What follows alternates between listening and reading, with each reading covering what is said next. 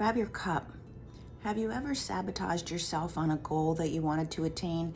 I thought this was a great conversation to have right at the end of January, because a lot of people put certain goals into place for the beginning of the year and already by the end of January have fallen off, staying on track for that, and feel frustrated like I always sabotage myself. So if that's you, listen up. It is not that you don't have enough willpower. It's not that you can't do things.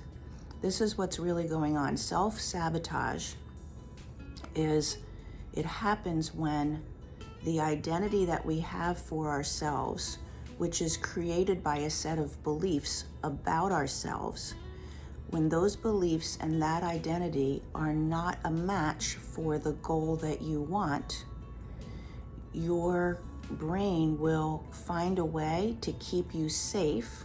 Sounds silly, maybe, but your brain will find a way to stay in alignment, in congruence with the identity that you already have. So let's take an example, a couple of things. You might say, oh, I want a really great relationship. I've had relationships that haven't worked out. I've had relationships where they take advantage of me or they were toxic. I want a really great connected relationship. And then somebody shows up in your life that is not toxic, that is giving and thoughtful and easy to be with. And you sabotage the relationship. You get a text from them and you go, oh, I'm not gonna call them back. Or you say that you're too busy. And you're like, why did I do that? They were a great person. Because the identity and the beliefs that you had about yourself is, I have to do the work in a relationship. I may not want to. I may have a goal of having a different kind of relationship, but what you believe about yourself and the identity that you have created in your relationships, how you be, is the one that works hard. Let's take another example. Let's say health and wellness. You create a goal of, I want to get in shape. I want to do this amount of exercise every week, this number of days, or change my diet.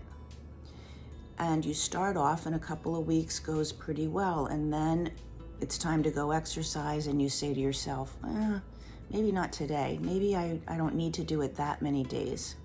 I said 5 days a week, but probably 3 or 4 is good. And you start to fall away from the goal and the steps that you put in place. And then you say to yourself, see, it happens every time. Or I just don't have the willpower. I don't know what's wrong with me. But the identity that you have for yourself is not a fitness wellness identity. It's something else. And the beliefs about yourself could be other people stick with it and get in shape. I just never do. I never stick with it. Or it's how I'm built. My whole family tends to hold extra weight. It's really how I'm built. It's who I am. So doing this is all in the background. It's subconscious beliefs for a while until they creep in and they actually change your choices. But the subconscious beliefs are, my body type is just not going to really change no matter what I do. And then you talk yourself out of sticking with the goals. And then you're like, see, I never do stick with it. See, my body doesn't change. Your identity and the subconscious beliefs that go into creating that identity are going to win out every time. There's nothing wrong with you. It's not about you not having enough willpower. It's about needing to rewire what you believe about yourself and the identity that you've created for yourself. If you don't do that work first, and anything you choose for your life is different than what you've already had, it's just a way that your brain, your ego, right? The ego's job is to keep us safe. The ego says, no, don't do that. That you don't know how to do that. You've never done that. Come back over here where you know what to do and you know how to be. You know how to be the one who works hard in a relationship. You know how to be the one who gives all their time to everyone else and doesn't go exercise regularly. You know that. Come back over here and do that. You get what I'm saying?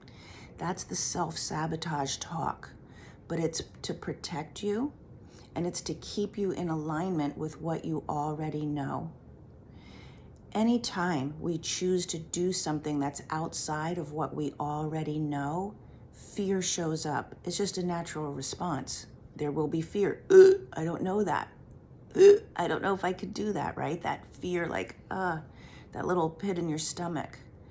And then your brain will do what it takes to make you feel safe, to keep you comfortable. That is the mechanism behind self-sabotage. Rewiring your thinking and creating a new identity has to come first. If you don't know how to do that, reach out to me. That is the work that we do together, rewiring everything about you and how you see yourself that you want to rewire so that you can have something different in your life. But otherwise, if you don't do that, you'll keep having a pattern of goals that you want to attain that don't really happen, because the self-sabotage is going to be driven really powerfully from a subconscious place. Get it? Drop me a comment if you need to talk about it. Have a good day.